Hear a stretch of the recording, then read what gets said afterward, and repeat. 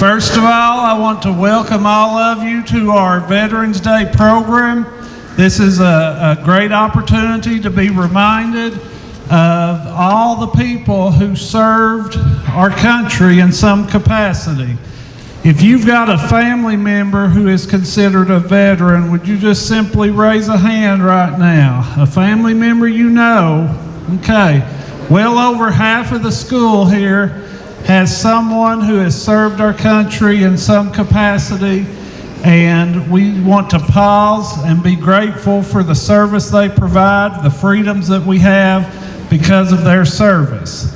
And we have the privilege of having the JROTC students and staff here at Knox Central High School who provide color guard and presenting the colors so often throughout all of Knox County and sometimes beyond Knox County. They offer it to churches, government meetings. They offer it many, many times during this week or two in preparation for Veterans Day. The schedule worked out this year where we could have a program, a brief program here to take a moment to be reminded of what Veterans Day means to us. So at this time I want to invite the presentation of the colors. That will be followed by the choir singing. So I'd invite everyone to stand up at this time, and I'll turn it over to our color guard. No talking.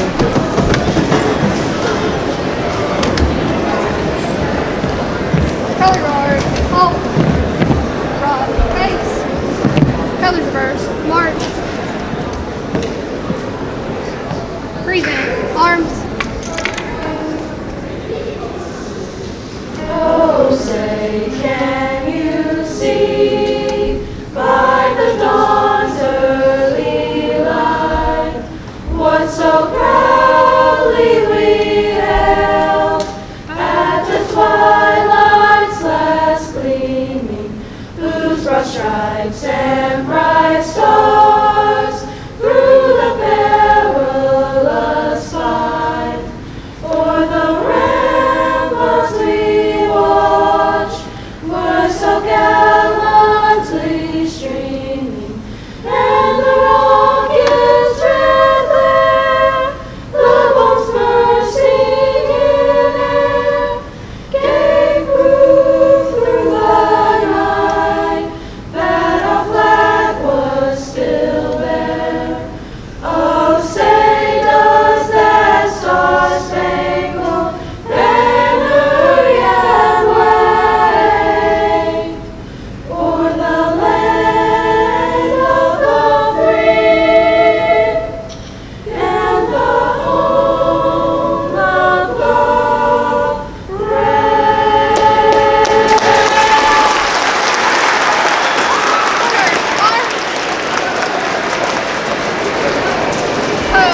Colors.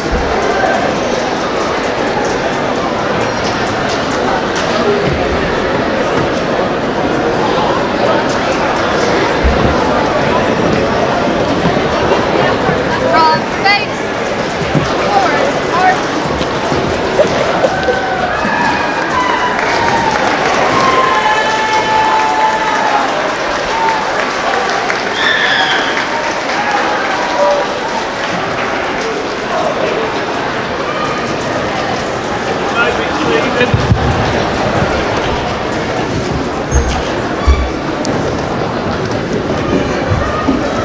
We also want to give a big round of applause to our choir. You'll hear them again, but we want to give them.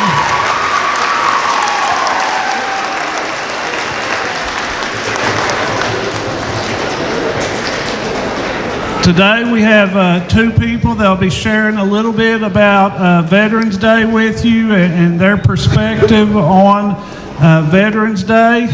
First we have Major Abby Carew, who leads the student cadets. She'll be sharing with you, and she'll be followed by Drill Sergeant Tony Parsons, sharing a little bit about his experiences with Veterans Day. So listen and learn and enjoy.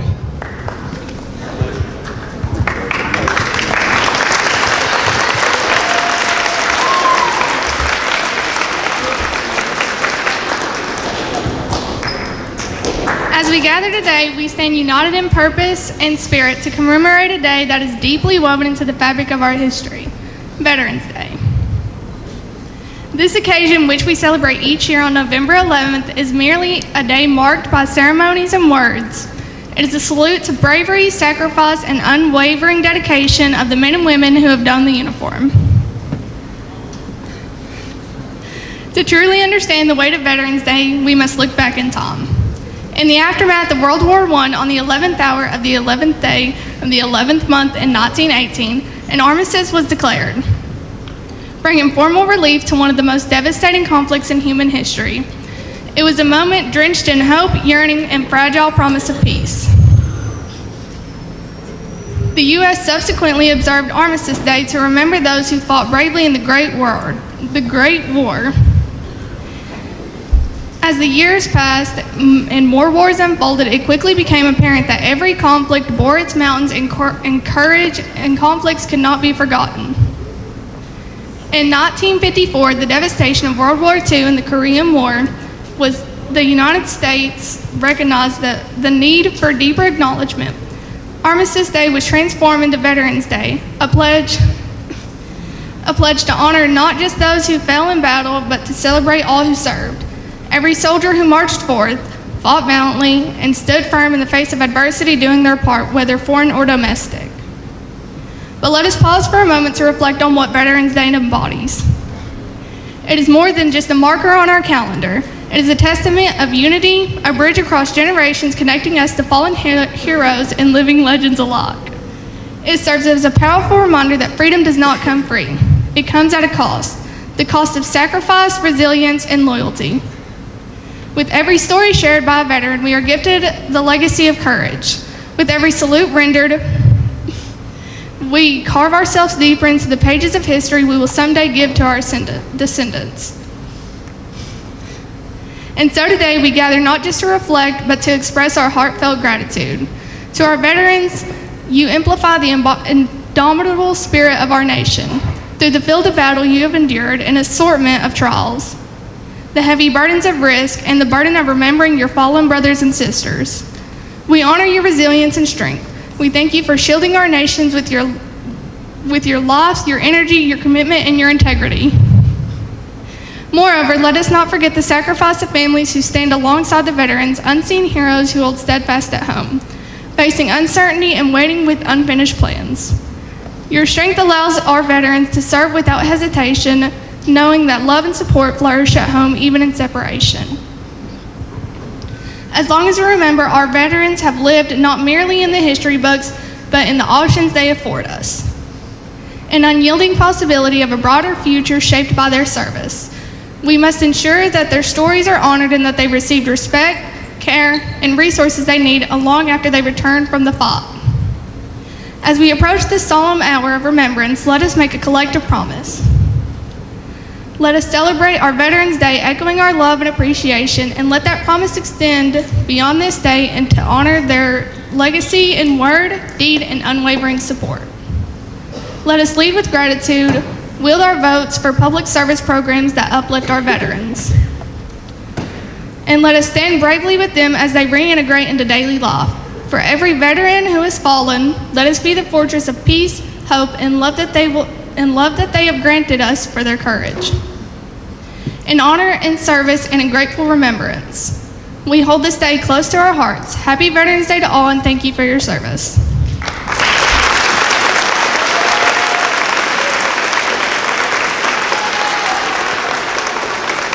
And now, I would like to introduce Sergeant First Class Anthony Parsons to talk a little bit about him and how Veterans Day feels towards him.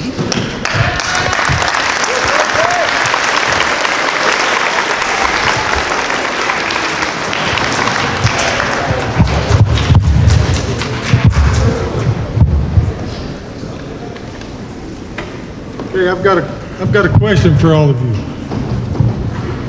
All right. I want y'all to all ask this of yourselves. If not me, who? I was talking with Colonel Shackelford a while ago. Every veteran has asked that question. If not me, who? Who's going to defend our freedom? Who's going to ensure the safety of America? Who's going to ensure freedom? I've seen places where you couldn't assemble like this. I've seen places where school was not an option. My name is Sergeant First Class Anthony Parsons. Veterans, and speaking about veterans and Veterans Day, something I could talk about every single day. Every single day. As I get older, I start to look at things differently. When I joined the military, it was out of patriotism, but it was out of adventure as well. And I got adventure. I got to see things I never thought I would have seen. Y'all can thank me that you don't have to go to the next class. Thank you, Sergeant.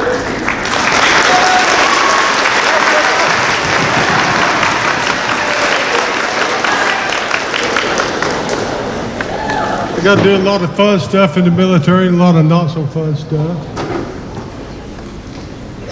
As a machine gunner, life was always about the next target.